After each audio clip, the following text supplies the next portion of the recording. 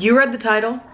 And I don't want to hear any excuses. But Maddie, what about thigh chafing? Anti-chafe stick, next. But Maddie, how can I feel confident enough to wear something so tiny? Baby, we would all be so lucky to be in your presence in little tiny bloomers and little tiny short shorts. But Maddie, I'm plus size. I just don't feel like I'm allowed to wear things like that.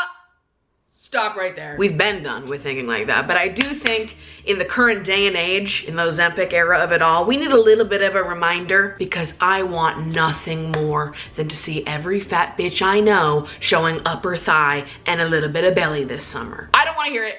What you learned was wrong. Hello, lover girls. Is it too hot where you are? Because it is excruciatingly hot where I am. I'm currently blasting 2 ACs, trying to freeze myself out right here in the comforts of my own apartment. Now, you guys know that I usually hate summer fashion, find it kind of boring and uninspiring, but this summer, I'm kind of loving it. I don't know what's in the air. What's gotten into me? Really, I think it's because I've been wearing the tiniest tops and the tiniest bottoms on earth and just feeling fucking hot. And also really effortless at the same time, because at the end of the day, it's just a top and a bottom. I'm wearing the least amount of clothes as possible. But there's a different kind of art to summer fashion. It's not about layering. It's not about maximizing the amount of pieces that you have. It's about making sure the pieces that you are choosing are bringing the most amount of drama to the function.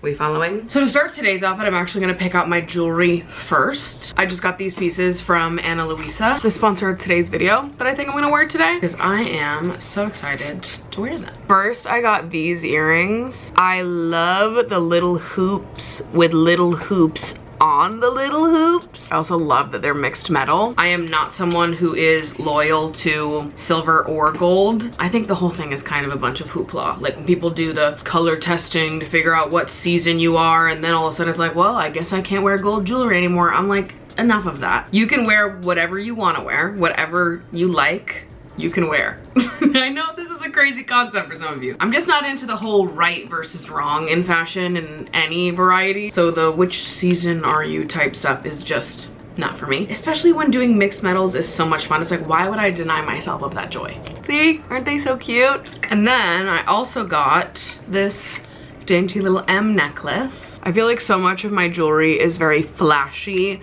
a little bit bolder, more statement pieces. So it's nice to add something a little bit more understated to my collection. Also, there's something so charming about a initial necklace and wearing your own initial, you know? Like, I get it. We all want a T as in Troy moment, and also it's kind of a major slay to just wear your own initial around your neck. And the quality on these pieces is super incredible. They're long lasting, hypoallergenic, water resistant, and the best part is they are a super easy way to elevate your style without breaking the bank. Their designs start at just $39, and the more you buy, the more you save. And they also have fast and free shipping anywhere within the US and a 2-year warranty on all of their products, just in case. Also, can I just say, there is something to be said about being someone who is like quite a bold person to look at with my purple hair and matching purple eyeshadow. The like dainty jewelry additions kind of creating an awesome contrast.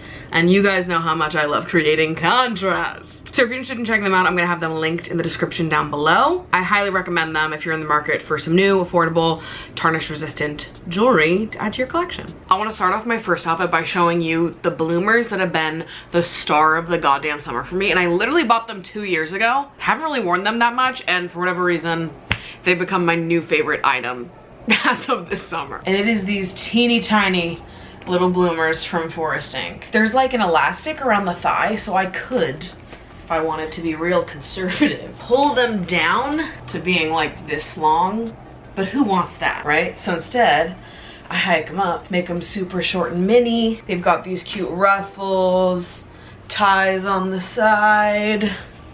Boom. I really feel like I could pair these bloomers with any little tiny tank top showing off my stomach a little bit, and I'm gonna feel hot every goddamn time. Also worth noting that they are so comfortable. I think a lot of times the fear of wearing short shorts and little tiny whatevers on the bottom is you're like, I'm gonna like show labia. Like if I'm not careful, all of a sudden we're 2 flaps to the wind in the middle of Bushwick. We cannot let that happen. These are so comfortable. I feel so strapped in. And also the fact that like there is extra fabric, I'm just pulling it up and it stays there because of the elastic. It's just like, ugh. I feel gorgeous in this. Going with the same vibe, I recently got this tank top from Minga London. I saw it and was like, you know what? Fuck it. Fuck it. I think that's sexy. Like, this is so hot. I feel sexy. Last time I wore this outfit, I was flirting with strangers in a bar. So you know what? With the right pair of bloomers and a sexy little tank top, you have the confidence to do anything, baby. Also, it's kind of funny. These bloomers feel like a very specific marker of my own comfortability with my body, because I wore these once last year, trivia night, out to get drinks afterwards, and I was honestly a little self-conscious for a lot of that night, just feeling aware that they're tight and they're short and they are exposing. And now I don't think about it at all. It's also like a nice reminder that body image journeys are long and winding, because I think if I wore this in 2020, 2021, I would probably feel the same way I do right now. But like last year, these were an intimidating pair of shorts to me. That's why I didn't wear them. But now here we are. These bad boys have been sitting in my closet for 2 years, and now they're getting more wear than literally any other bottoms that I own. And I don't care how hot it is, I have to wear my cowboy boots with this outfit, because there's just something about wearing teeny tiny shorts with cowboy boots. This is really, it's me continuing to manifest that I get to go to queer line dancing. Guys, I could be the woman of the fucking hour at queer line dancing in an outfit like this, okay? Don't even fucking play with me, I know it. And if you're listening to this and you're thinking, okay, well, I'm a part of the group of people that doesn't believe that they can wear something like this, I want you to just try the fake it till you make it strategy. Give it like a year. Commit a year of your life to doing the fake it till you make it strategy. You don't have to believe it. You just have to commit to it. Tell yourself that you look beautiful and gorgeous and sexy and that you were made for this outfit, even if you don't fully believe it in your body. Speak to yourself that way and see what happens. The fake it till you make it strategy carried my ass through high school and college, and then I feel like I kind of fell off, or rather I didn't need it anymore. And now I feel like I'm entering an era of my life where I need it again. Outfit put together. I've got to leave right now or else I'm gonna be late, but you and I will continue this conversation later. They like live in Chicago. Good morning. So I'm seeing a psychic this morning. Never been to a psychic before. No idea what to expect, but I'm very excited. I've been advised to keep things broad. Any questions I ask, keep them high level, which I think is good, because I don't want to prompt her in any way. I want to like just hear those raw thoughts, and then we'll see. We'll see how accurate it is, who knows? So I'm excited, and I want to look gorgeous for her. So I'm doing my makeup. Going back to what I was talking about yesterday though, how fake it till you make it was something that I really lived by in high school, and honestly was something that helped my body image improve in like the early stages of me trying to have higher self-esteem. And then at some point you stop faking it, just like becomes who you are. You pretend you feel a certain way about yourself until one day you wake up and you're like, wait, I pretended so long that now I actually do believe that thing. And it's kind of just a brilliant strat. I've been doing the same thing now in like a different context, but still definitely related. But I know I've mentioned before how one of the reasons why I liked dating apps in the past is because it allowed me to not think about my body in dating at all.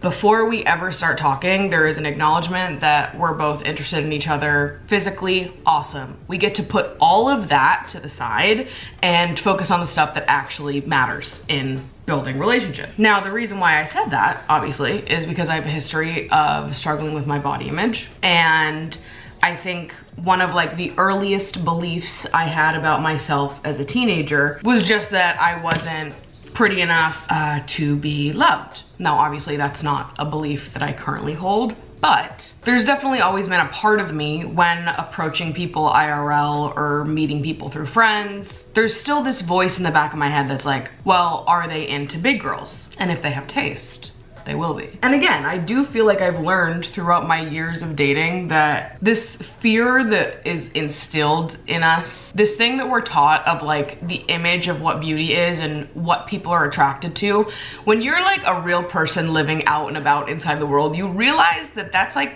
not true.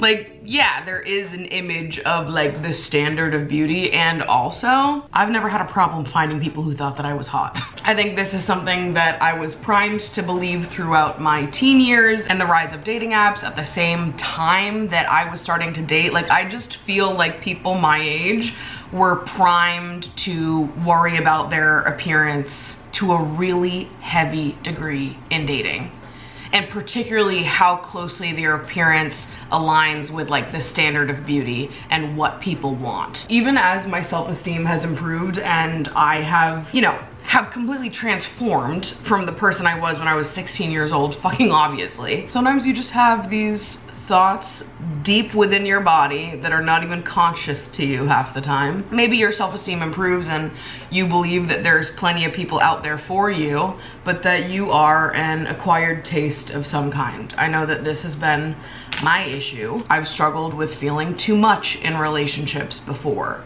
And I was talking to my therapist recently where she was like, she noticed that I kept referring to myself as emotionally intense.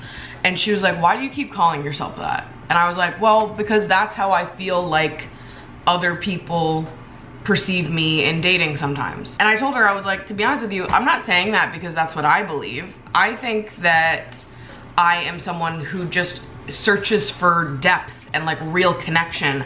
I'm comfortable with intimacy. I am comfortable with exposing parts of myself for the people I love to experience closeness. And I understand that that is too much for a lot of people. Some people don't want to be as intimate or as close. They're not as comfortable with it. I can't tell you how many men I've gone out with that have like started pacing around the room the second I try to have a more intimate conversation with them. Like, I get that it's not for everyone, but that's what I want and that's what I'm looking for. So yeah, fuck it, I'm emotionally intense. But the reason I put it on myself and I call myself emotionally intense is because it feels nicer than me being like, oh, well, you just don't have enough depth for me.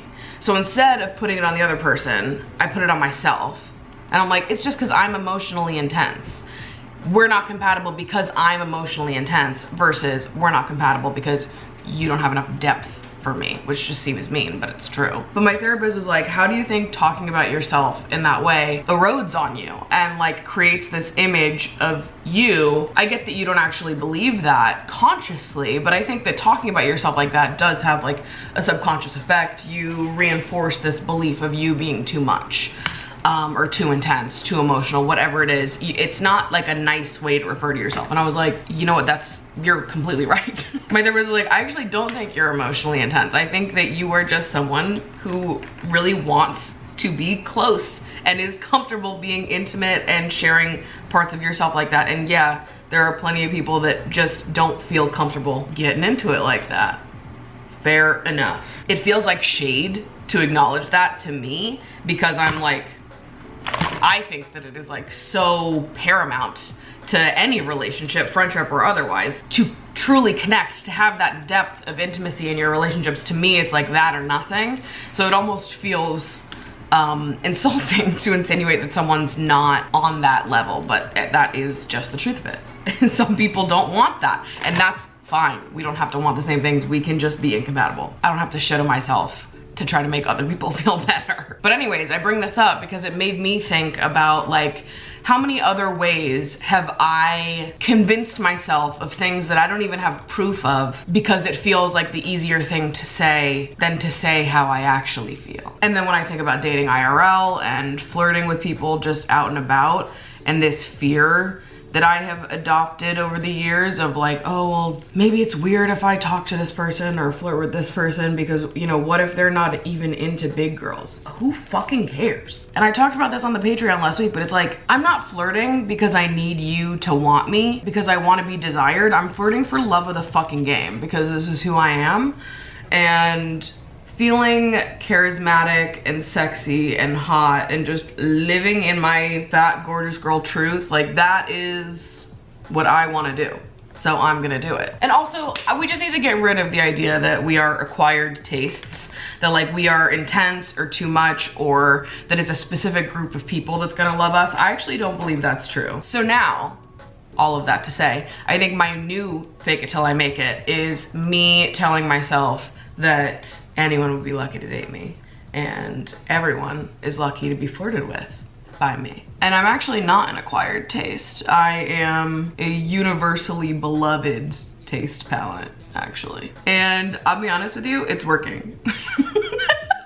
I don't know, sometimes you just realize that like the things you've accepted about yourself over the years, and be like, why did I accept this?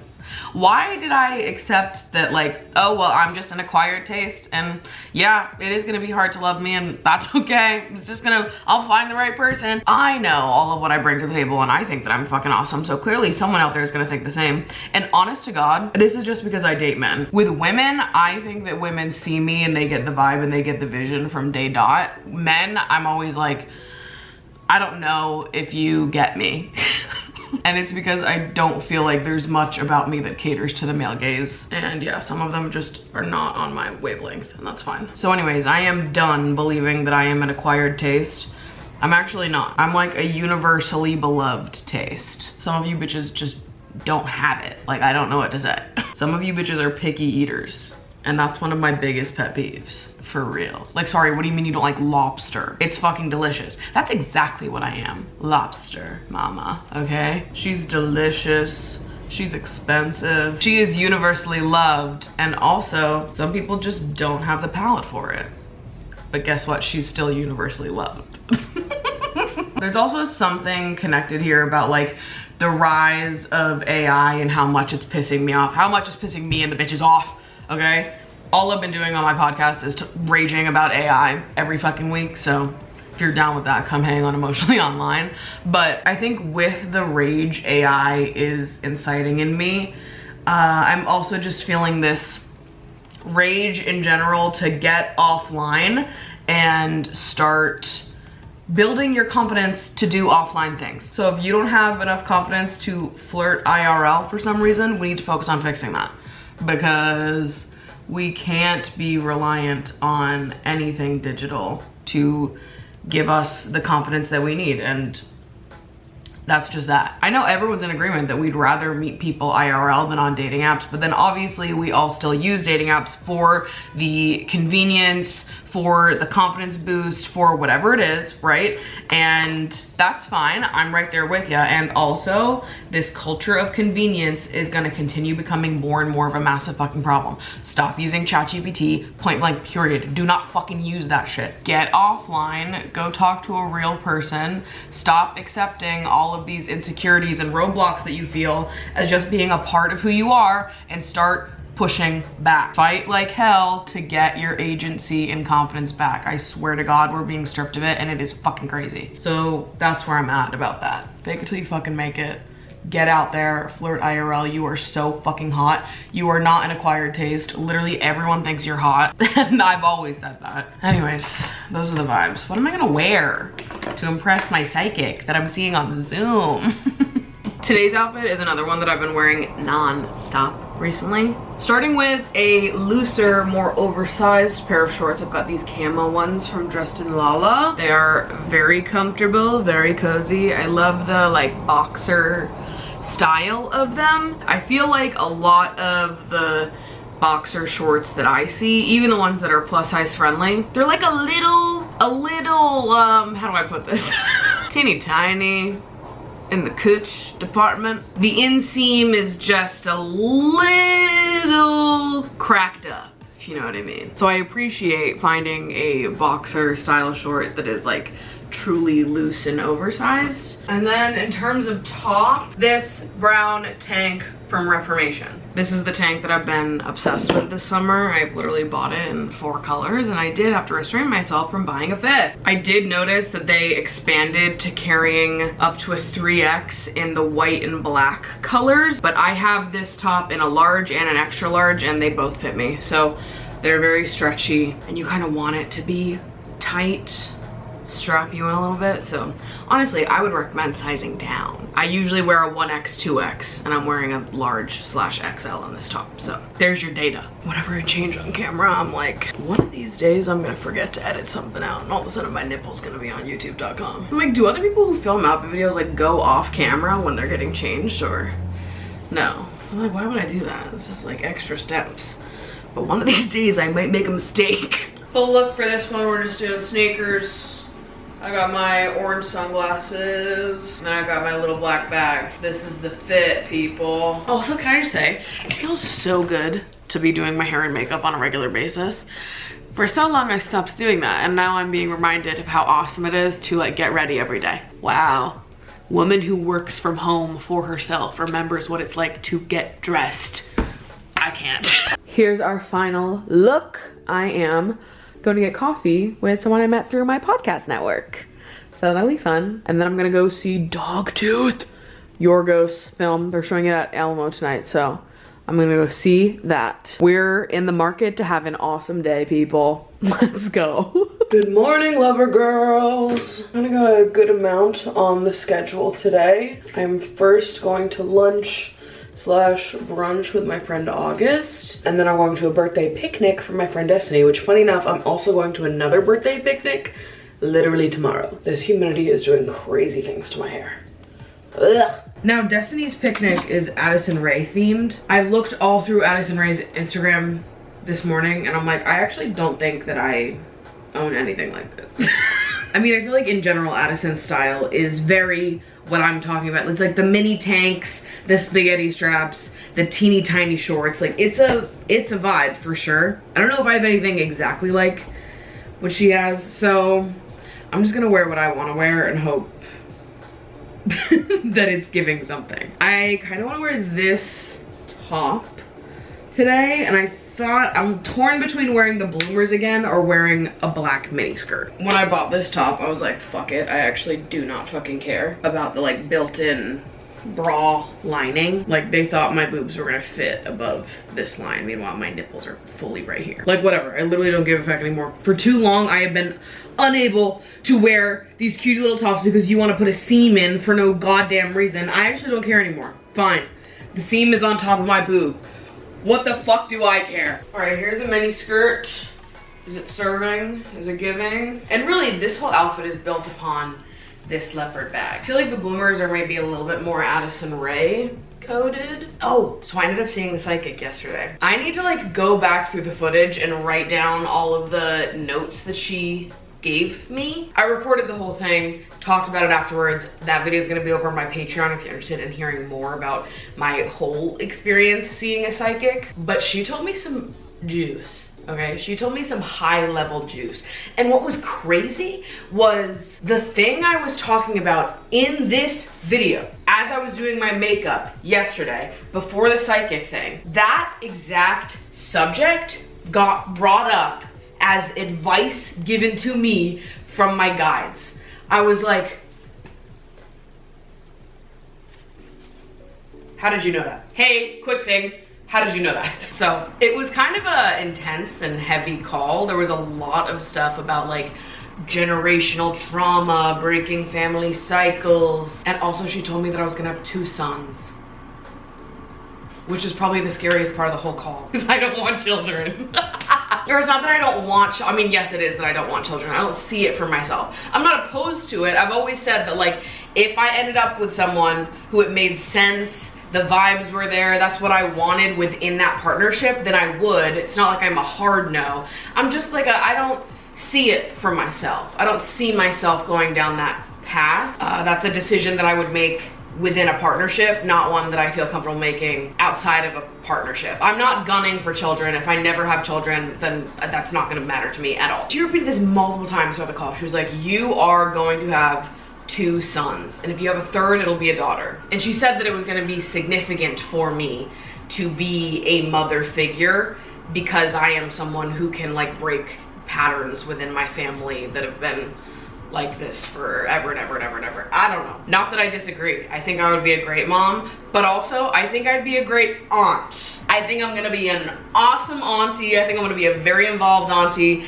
Can't wait for all my friends and siblings to have kids. I will be a motherly figure, okay? So excited for that. Will I be a mother? I don't know, but she said I'm gonna have 2 sons. So who knows where this life is gonna take us. All right, we're going for comfort and my thighs are out at the same time. I feel like the Addison Rayification of this outfit is truly just me wearing wired headphones and not my AirPods. Happy birthday to you. Cha cha cha. Happy birthday, dear Destiny. Cha cha cha. Happy birthday to you. Cha cha cha. Okay, I'm gonna pose so everyone gets their photos. Good morning. I got a little bit sunburnt yesterday. That's what happens when you are someone who is literally not supposed to be outside under any circumstances. So I already planned my outfit.